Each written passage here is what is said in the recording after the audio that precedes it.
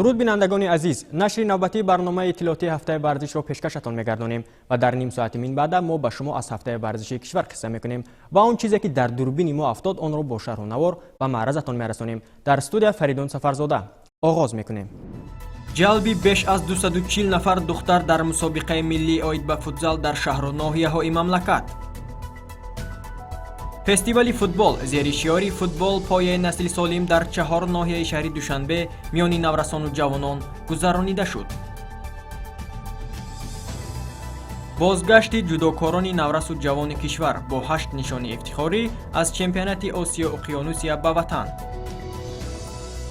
جام تاجیکستان 2021 صاحب خود را پیدا کرد. شهر لیوکند میزبان مسابقه جمهوریوی از رشته پایگاه ورزشی سبک گردید. انشاءات ورزشی در ولایت مختار کوهستانی بدخشان ثمرناک استفاده برده می شود. برگزاری مسابقه های گوناگون ورزشی میان دانشجویان در منطقه های گوناگون مملکت.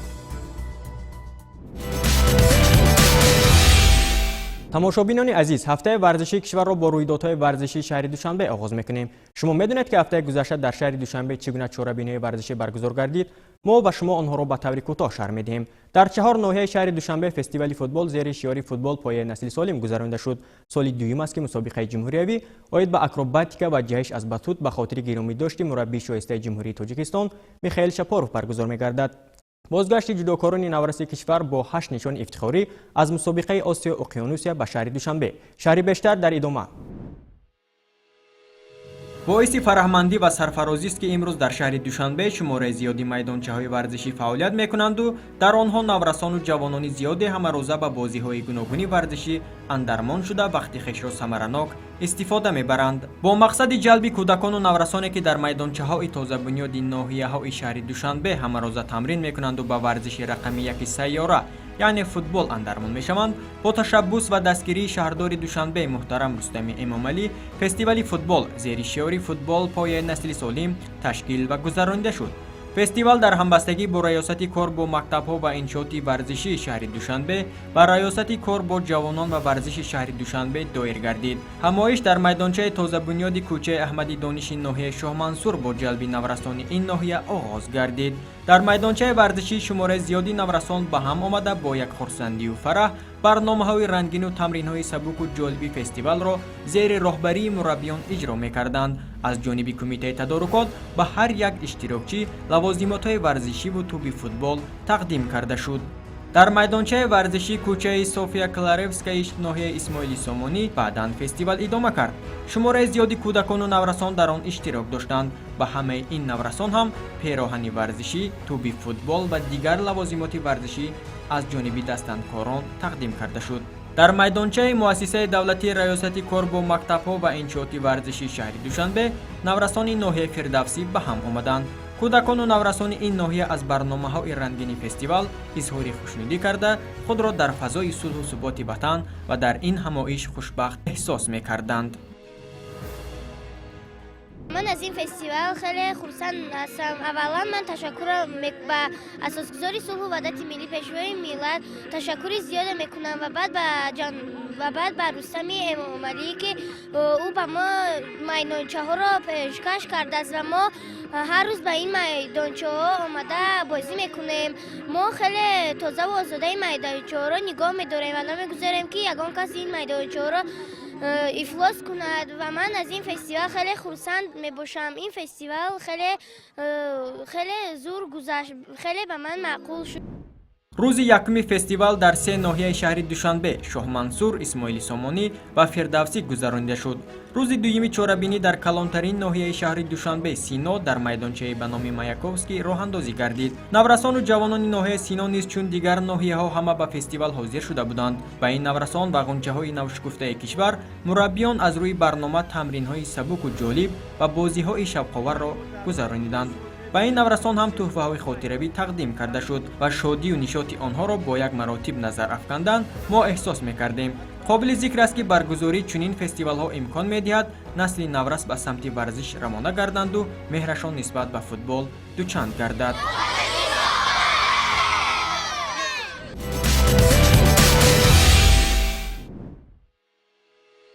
ҷудокорони наврасу ҷавони тоҷик аз чемпионати осиёи уқёнусия дар шаҳри бейрути лубнон бо 8 нишони ифтихорӣ ба ватан баргаштанд. шоми 7 декабр дар фурудгоҳи байналмилалии шаҳри душанбе муаррифгарони меҳан аз сӯи масъулини соҳа, мухлисон ва аҳли байт мавриди истиқболи гарм қарор гирифтанд. дар мусобиқаи мазкур наврасон ба гирифтани 3 медал ва ҷавонон ба гирифтани 5 нишони ифтихорӣ сарфароз гардиданд. 16 нафар ҷудокор дар ин мусобиқа шарафи кишвари маҳбубамон тоҷикистонро ҳимоя карданд. сируш эркаев дар вазни то 60 кг, муҳаммад юсуфзода дар вазни 66 кг, масъуди аҳмадзод дар вазни то 73 кг, давлатҷон назириев дар вазни 100 кг зиёд ба гирифтани нишонҳои биринҷӣ, муҳаммадҷон абдуҷалилов дар вазни 81 кг, парвиз абдураҳмонов дар вазни 90 кг зиёд ба гирифтани нишони нуқра ва шодмон ризоев дар вазни то 81 кг ба гирифтани нишони ягонаи тиллои мамлакат аз чемпионати осиёи уқёнусия дар шаҳри бейрути лубнон даст ёфтанд. дастовардҳои ҷудокорони навраси кишвар боиси фахру сарфарозии ҳар яки мо маҳсуб мешавад, бахусус вақте дар вазни то 81 кг мо шоҳиди финали тоҷикӣ шудем ва дар ин вазн ҷудокорони мо ҳамаро паси сар гузоштанд, ҳамагонро ҳайрону мафтун карданд. бештари варзишгароне ки ба гирифтани нишонҳои фахрӣ ноил гардиданд, дастпарварони толори варзишӣ вастан маҳсуб мешаванд.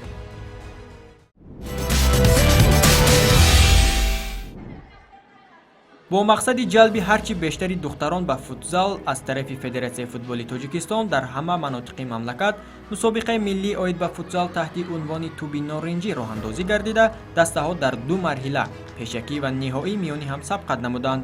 марҳилаи ниҳоии мусобиқа аз 6 то 10 декабр дар шаҳри Душанбе гузаронида шуд. ба ин марҳила дастаҳои вилояти Хатлон, ноҳияи Ҷаббур Расулови вилояти Суғд, Регар Тадази шаҳри Турсунзода ва ҳосилоти ноҳияи Фархор роҳ ёфтанд.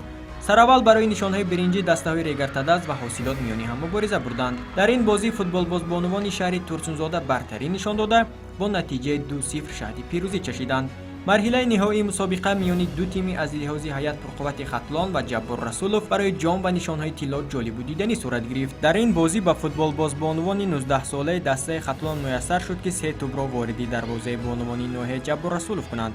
ба футболбозбонувони ноҳияи Ҷаббур Расулов имкон даст дод ки 1 гол ба самар расонанд ва бо ҳамин натиҷаи 3-1 дастаи Хатлон ҷом ва нишони тиллои мусобиқаро ба даст овард.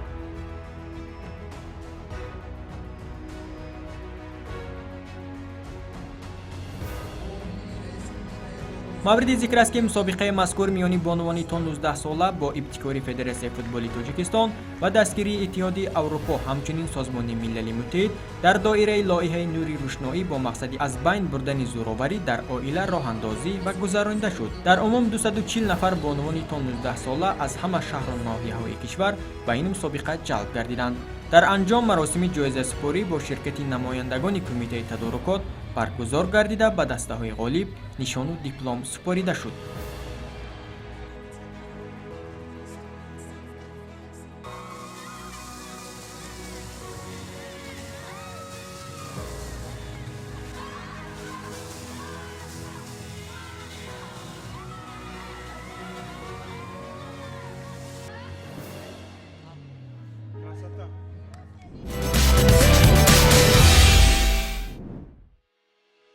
соли дуюм аст ки ба хотири гиромидошти устоди варзиши Иттиҳоди шӯравӣ ва мураббии шоистаи ҷумҳурии Тоҷикистон Михаил Шапоров дар мактаби махсуси захираҳои олимпии рақами 8 шаҳри Душанбе мусобиқаи ҷумҳуриявӣ оид ба акробатика ва ҷаҳиш дар батут миёни наврасону ҷавонони шаҳру ноҳияҳои кишвар гузаронида мешавад. дар маросими ифтитоҳи чорабинӣ дар вазъияти тантанавӣ чанд тан варзишгарони муваффақи ин риштаи варзиш бо унвони устоди варзиш сарфароз гардонида шуданд.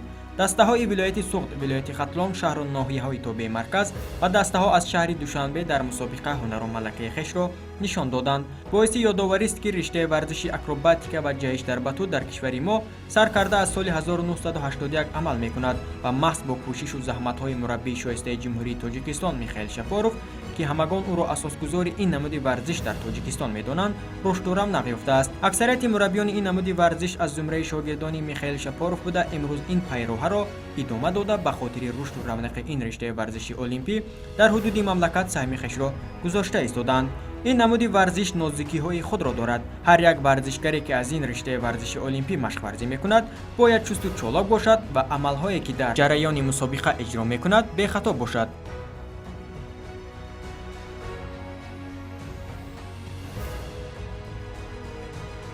дар анҷоми мусобиқа беҳтаринҳо аз ҷониби кумитаи тадорукот қадрдонӣ шуданд.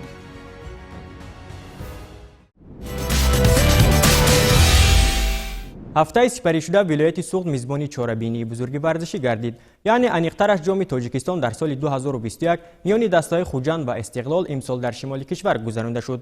дар толори ҷудои устопириён миёни донишҷӯён мусобиқаи ҷумҳуриявӣ оид ба ҷудо баргузор гардид. ин ва дигар рӯйдодҳои варзишии вилояти суғд дар гузориши навбатии барнома пешкашатон мегардад. 9 декабр дар варзишгоҳи 20-солагии истиқлолияти Тоҷикистон дар шаҳри Хуҷанд миёни хурду бузурги шаҳр ҷашни футбол буд. зеро бозии ниҳоии ҷоми Тоҷикистон дар соли 2021 миёни бошгоҳҳои Хуҷанд ва Истиқлол баргузор гардид. 20700 нафар аз наздик бозиро тамошо доштанд. қаблан дар марҳилаи финалии ҷоми Тоҷикистон Истиқлол ва Хуҷанд ду маротиба миёни ҳам рақобат намуда буданд. соли 2010 дар аввалин бозии ниҳоӣ душанбегиҳо бо ҳисоби 5-0 бошгоҳи Хуҷандро шикаст дода буданд ва дар вохӯрии дуюм соли 2017 хуҷандиҳо бо ҳисоби 2-0 пирӯз шуда ҷоми Тоҷикистонро ба даст оварда буданд. вохӯрии дастаҳо бо ҳуҷумҳои пайи ҳам ба назди дарвозаи ҳамдигар оғоз гардид. лек мухлисон дар 90 дақиқаи бозӣ шоҳиди гол нашуданд. тибқи низомномаи ҷоми Тоҷикистон сардовари ин бозӣ Беҳрӯз Муртазоев ба вақти асосии дидор 30 дақиқа илова намуд то ғолиб муайян шавад. дақиқаҳои изофанамудаи доварро футболбозони шаҳри Хуҷанд самаранок истифода бурда ду маротиба дарвозабони Истиқлол Шоҳрух Қирғизбоевро маҷбур намуданд ки тӯбро аз дохили дарвозааш берун барорад. бо ҳамин ҳисоб Хуҷанд Истиқлолро мағлуб намуда барандаи ҷоми Тоҷикистон дар соли 2021 гардид. дар маросими ҷоизасупории мусобиқа футболбозони шаҳри Душанбе бо нишонҳои нуқра қадрдонӣ шуданд. раиси вилояти суғд Раҷаббой Аҳмадзода ҷоми Тоҷикистонро ба футболбозони дастаи Хуҷанд супорид ва футболбозон бо як тантана онро ҷашн гирифтанд. футболбозони тими ғолиб дар баробари медалҳои тилло ва ҷом ҳамчунин бо мукофотпулии 25 000 сомонӣ қадрдонӣ шуданд.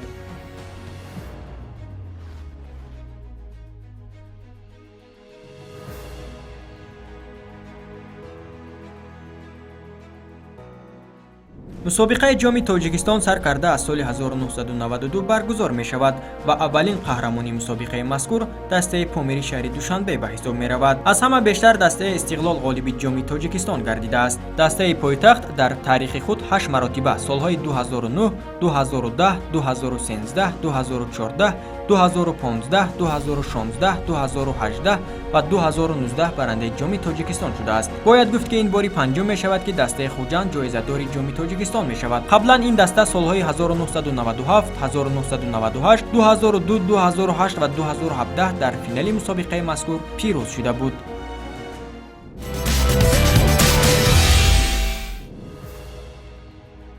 ҳоло дар ҳама минтақаҳои кишвар бо мақсади ҷалби донишҷӯён ба варзиш мусобиқаҳои гуногуни варзишӣ баргузор гардида истодааст. дар толори варзишӣ ба номи устопириёни шаҳри Хуҷанд мусобиқаи ҷумҳуриявӣ оид ба ҷудо 40 нафар донишҷӯёни беҳтарини муассисаҳои таҳсилоти олӣ ва миёни касбии махсуси кишварро ба ҳам овард.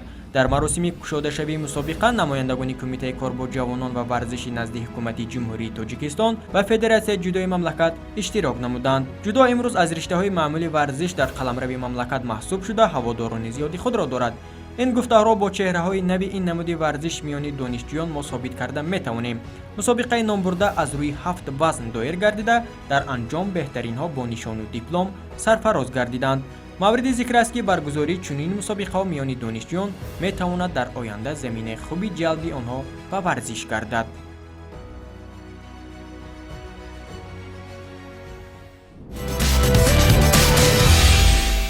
дар ҷануби кишвар вилояти Хатлон ҳафтаи сипаришуда як қатор чорабиниҳои варзишӣ гузаронда шуд. аз мусобиқаи ҷумҳуриявӣ пойгаи варзиши сабук ба хотири гиромидошти устоди шоистаи ҷумҳурии Тоҷикистон Шаҳидулло Исоев дар шаҳри Левакан сар карда то баргузории мусобиқаҳои гуногуни варзишӣ миёни донишҷӯёнро дар идомаи барнома тамошо кунед. дар шаҳри Бохтар ки маркази маъмурии вилояти Хатлон маҳсуб мешавад, ҳафтаи сипаришуда дар толори варзиши рақами 1 мусобиқаи ҷумҳуриявӣ оид ба гӯштини миллӣ гӯштингирӣ миёни донишҷӯёни донишгоҳҳои олӣ ва миёнаи касбии кишвар ташкил ва гузаронида шуд. ҳама гӯштингирон бо либосҳои ягонаи гӯштини миллӣ рӯи татами ҳозир шуда миёни якдигар барои нишонҳои ифтихорӣ мубориза бурданд. ҳадаф аз баргузории мусобиқаи мазкур аз як тараф риштаи дӯстии миёни донишҷӯёни макотиби олии мамлакат бошад, аз тарафи дигар кашфи чеҳраҳои нави куштини миллии аҷдодии мо тоҷикон маҳсуб мешавад. Донишҷӯёни донишкадаи тарбияи ҷисмонӣ ба номи ҷаҳонпаҳлавон Саид Муъмин Раҳимов миёни дигар донишҷӯён дар ҷараёни мусобиқа фарқ карда меистоданд. Онҳо қариб ки дар ҳамаи вазнҳо ҳарифонашонро сарафканда карда, шумораи зиёди нишонҳои ифтихориро ба даст оварданд. дар анҷоми мусобиқа рақобатҳо миёни сангинвазнҳо басо ҷолибу диданӣ ҷараён гирифт. дар маросими пӯшидашавии мусобиқа ба беҳтаринҳо нишону диплом тақдим карда шуд.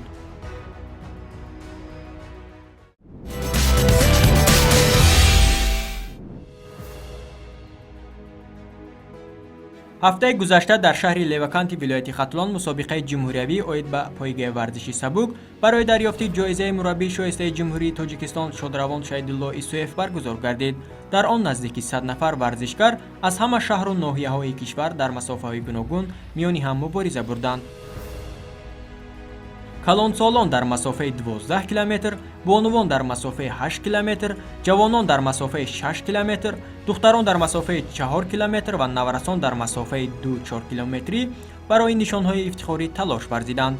дар масофаи 4 километр миёни духтарон 3 варзишгари вилояти Хатлон аввалин шуда ба марра расид. дар масофаи 8 километр миёни писарон ҳар 3 зинаҳои ифтихориро варзишгарони дастаи Хатлон 2 соҳиб шуданд. варзишгарони шаҳри Душанбе дар дигар масофаҳои муайян гардида аввалин шуда ба хати марра расиданд. дар анҷоми мусобиқа беҳтаринҳо бо нишону дипломи кумитаи тадорукот қадрдонӣ шуданд.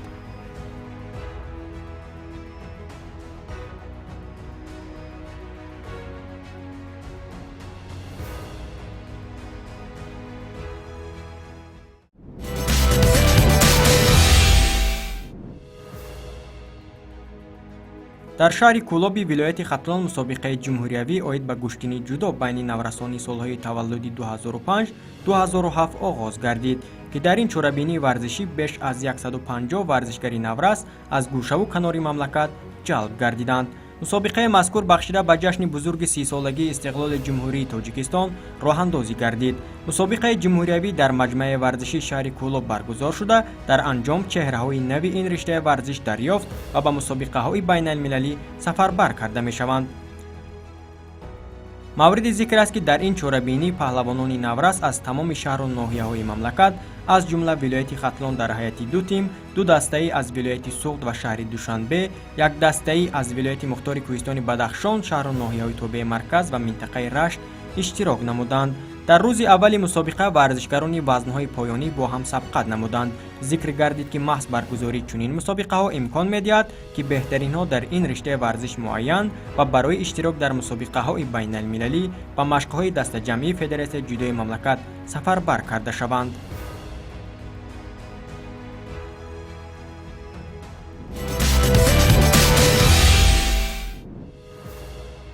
дар шаҳри Кӯлоби вилояти Хатлон аз риштаи гӯштини тарзи озод мусобиқаи ҷумҳуриявӣ миёни донишҷӯён гузаронида шуд. дар оғози чорабинии варзишӣ аз ҷониби масъулин таъкид шуд, ки мақсад аз баргузории мусобиқаи мазкур ин пеш аз ҳама тарғибу ташвиқи намуди гӯштини тарзи озод байни ҷавонону донишҷӯён, рушди тарбияи ҷисмонӣ миёни донишҷӯёни муассисаҳои олӣ ва миёнаи касбӣ, ҳамзамон дарёфти чеҳраҳои нави варзиш ва муайян намудани узви дастаи мунтахаби донишҷӯёни муассисаҳои олӣ ва миёнаи касбии мамлакат унвон карда шуд.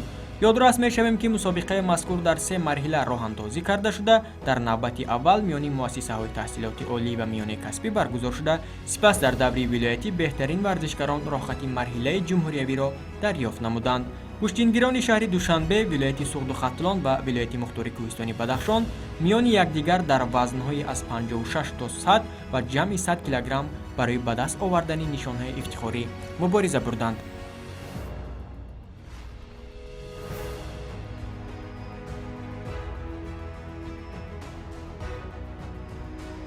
аз рӯи маҷмӯи медалҳои ба дастоварда варзишгарони шаҳри Душанбе мақоми аввал, дастаи Хатлон 2-и минтақаи Кӯлоб сазовори мақоми 2-юм ва дастаи вилояти Суғд мақоми 3-юмро соҳиб шуданд. дар шарқи кишвар вилояти мухтори кӯҳистони бадахшон иншооти варзишӣ самаранок истифода бурда мешавад ва ҷалби насли наврас ба самти варзиш хуб ба роҳ монда шудааст. ҳоло шумораи зиёди наврасону ҷавонон ба хотири дарёфти ҷоми вазири корҳои дохилӣ аз риштаҳои гуногуни варзиш миёни ҳам мубориза бурда истоданд. мутаваҷҷеҳ бошед. дар шаҳри хоруғи вилояти мухтори кӯҳистони бадахшон ба хотири ҷалби бештари наврасону ҷавонон ба самти варзиш ва самаранок истифода бурдани иншооти варзиши ҳудуди вилоят мусобиқаи кушоди вилоятӣ барои ба даст овардани ҷоми вазири корҳои дохилӣ оғоз гардид. дар маросими ифтитоҳ аз ҷониби масъулин зикр гардид ки аз чанд намуди варзиш мусобиқа доир гардида ба ғолибони зинаи аввал нишони тилло ва 5000 сомонӣ мукофот пулӣ, ғолибони зинаи дуюм 3000 сомонӣ ва нишони нуқра ва ба ғолибони зинаи сеюм медалҳои биринҷию 2000 сомонӣ мукофот пулӣ супорида мешавад. миёни ҷавонон мусобиқаи футболи хурд, миёни бонувон аз намуди волейбол, шоҳмот миёни наврасон ва гӯштини миллӣ миёни паҳлавонони шаҳру ноҳияҳои вилоят рақобатҳо идома мекунад.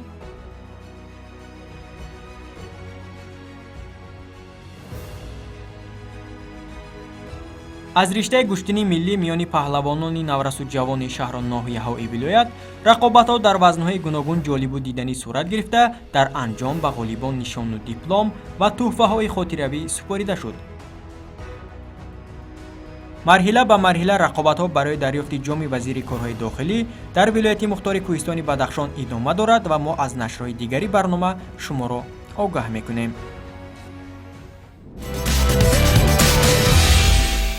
бахши хабаррезаи барнома шуморо бо дигар чорабиниҳои варзишии гуногуни қаламрави мамлакат бо аксу маълумот воқиф месозад. мо дар ин бахш ба таври ихчам ба шумо маълумот медиҳем. пас пайгири ин бахши барнома бошед.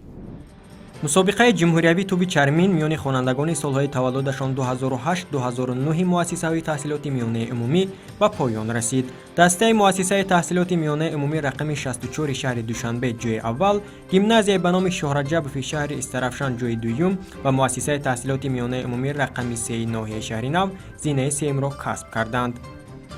дар толори варзиши литсеи рақами 1 шаҳри хуҷанд ба номи академик муҳаммад осимӣ як қатор мусобиқаҳое ки бахшида ба ҷашни 30-солагии истиқлоли ҷумҳурии тоҷикистон доир гардида буданд ҷамъбаст шуданд. мусобиқаҳо аз риштаҳои футбол, волейбол, баскетбол ва шоҳмот аз 1 декабр то 11 декабр миёни 350 нафар наврасу ҷавони шаҳр гузаронида шуданд ва беҳтаринҳо соҳиби нишону диплом гардиданд. дар ноҳияи лахш зери шиёри зебоӣ, тавоноӣ ва доноӣ аз варзиш аст бо мақсади оммавигардонии варзиш миёни сокинон бо иштироки 387 нафар ки аз ин шумора 169 нафарашро бонувон ташкил медоданд тамринҳои оммавии пагоҳи рӯзӣ гузаронида шуд. субҳи 11 декабр дар ноҳияи фирдавсии шаҳри душанбе тамринҳои оммавии пагоҳи рӯзӣ таҳти унвони зебоӣ, тавоноӣ ва доноӣ аз варзиш аст гузаронида шуданд. дар майдончаи варзишии донишкадаи кӯҳию металлургии тоҷикистон дар шаҳри бӯстон миёни кормандони ташкилоту муассисаҳо мусобиқаи футболи хурд оғоз гардид. дар мусобиқа 12 даста барои зинаҳои ифтихорӣ мубориза мебаранд.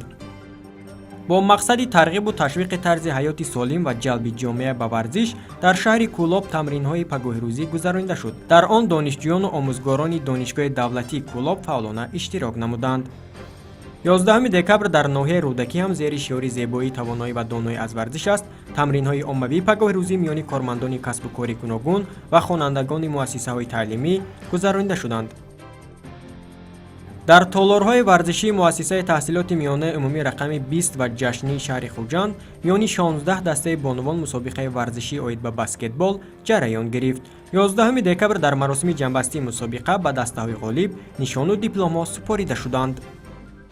ҳафтаи сипаришуда миёни наврасону ҷавонони шаҳри бӯстони вилояти суғд мусобиқаи кушоди шаҳрӣ аз риштаи волейбол шурӯъ шуд.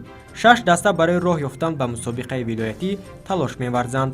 волейболбозони маҳаллаҳои озодӣ ва гулистон муддаиёни асосӣ маҳсуб мешаванд. бо мақсади тарзи ҳаёти солим ва оммавигардонии варзиш дар шаҳри гулистони вилояти суғд машқҳои оммавии пагоҳирӯзӣ гузаронида шуд. дар он 146 нафар фаъолона ширкат варзиданд.